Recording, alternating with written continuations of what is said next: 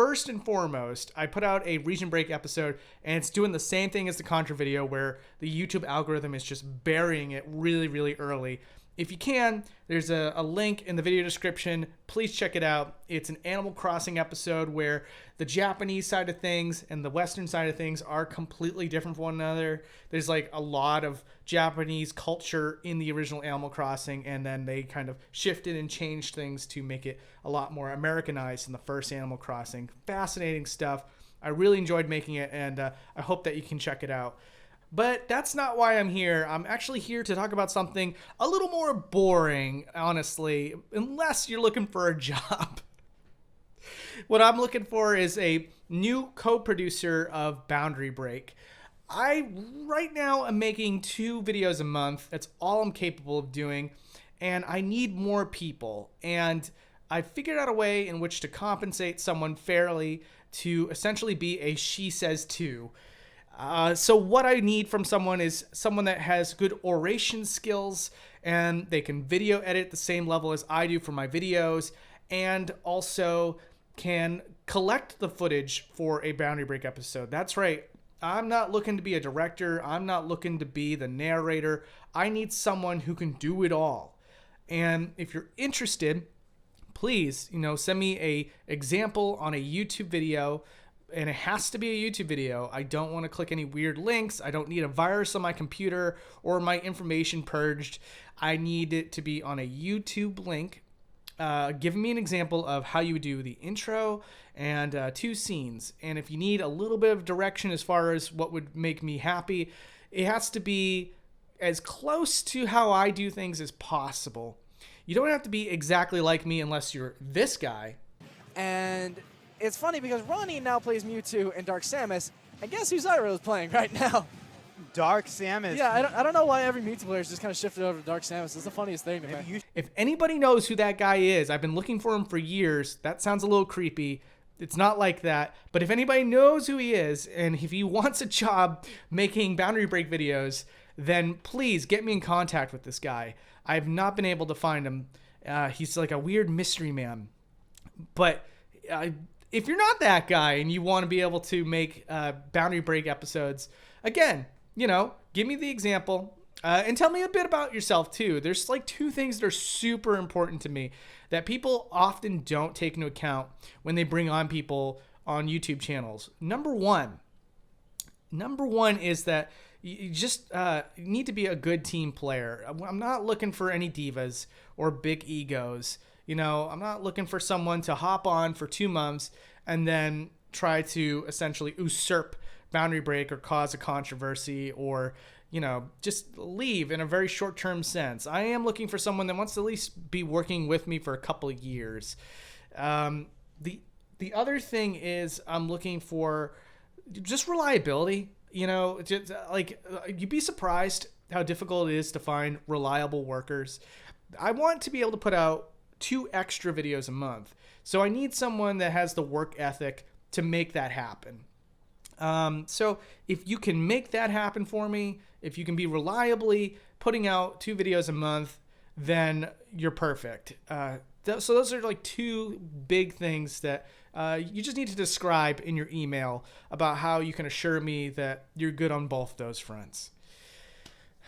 So outside of that, compensation. How does that work? So what I have figured out can be a very easy, reliable way to pay somebody is sponsorships. I've been doing sponsorships for a while, and I used to not want to do them because, I just felt like it was detracting from the quality of the video. But over time, the YouTube algorithm has kind of been aggressive in different ways, and Boundary Break has started to slip on the wayside because of it, and so I've had to accept sponsorships. But through taking on sponsorships, I've learned something. You can easily take care of yourself financially by doing sponsors. And so the way that you'll be compensated is with each of your 2 videos, you'll do your own sponsor, and all that money will be divided between you and your brand manager. Now, I'll hook you up with my brand manager. They take 20%. They get great sponsors, as viewers of this channel can probably attest by. There's some really interesting sponsors that will work with you. and they will pay you between a range of $4,000 to $6,000 depending on what's available that month. And if you think about it, 20% from your brand manager, if you had a $6,000 deal, that's about $4,500. And then you need to also separate 30% of that for your taxes. And if that sounds good to you, and if you're willing to accept the fact that sometimes you'll have to take a $4,000 deal instead of the $6,000 deal, then we're in business. That's how it's looking as far as payment goes.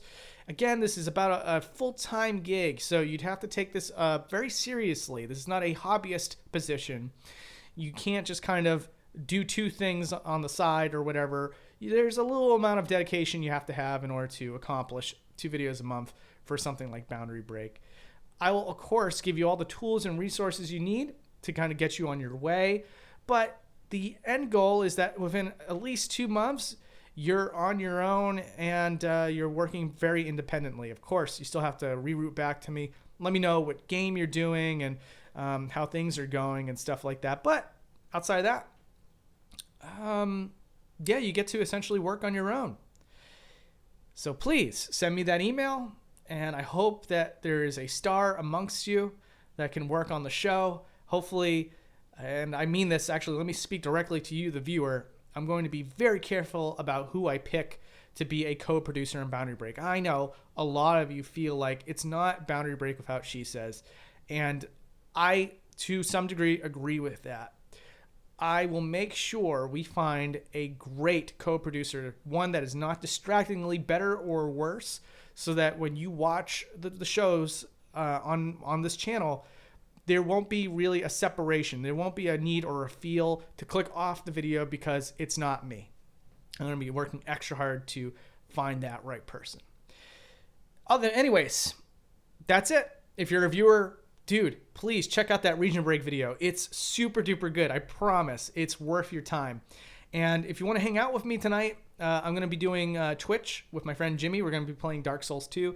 I'm really good at engaging with the chat. I love talking to chat. So if you want to, ask me questions or, just kind of buddy up with me for, a couple hours, I'll be there tonight. And if you catch this video late, or if you're just, looking to do it later, grab my Twitch link in the video description and give me a follow, and hopefully I'll see you in a future stream.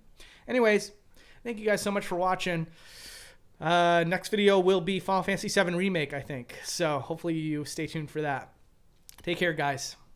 Believe it or not, Animal Crossing came out on the Nintendo 64 first, and it was called Animal Forest in Japan. Now here's the thing, Animal Crossing will always be a massive undertaking for localization, but back then, Animal Forest was a very Japan-centric game with lots of Japanese holidays, Japanese items, and whatever else. But Nintendo saw potential in it and underwent a massive undertaking to bring Animal Crossing to the US. By this time, the GameCube was already out though, so although there's technically 3 versions of the first Animal Crossing in Japan, one that's even better than the US version, there was one game that's not often talked about that the US version of Animal Crossing was worked off of. This version is Animal Forest Plus, and since this is the version that is closest in comparison to the US Animal Crossing game, today I'm going to be showing you a large portion of the insane amount of changes Nintendo had to do in order to localize Animal Forest Plus, and do that with an emphasis on Western sensibilities. As always on the show Region Break, I like to break this off into categories. And the first category we're going to be looking at is one of the most jarring for people that play the original GameCube game, and that is characters.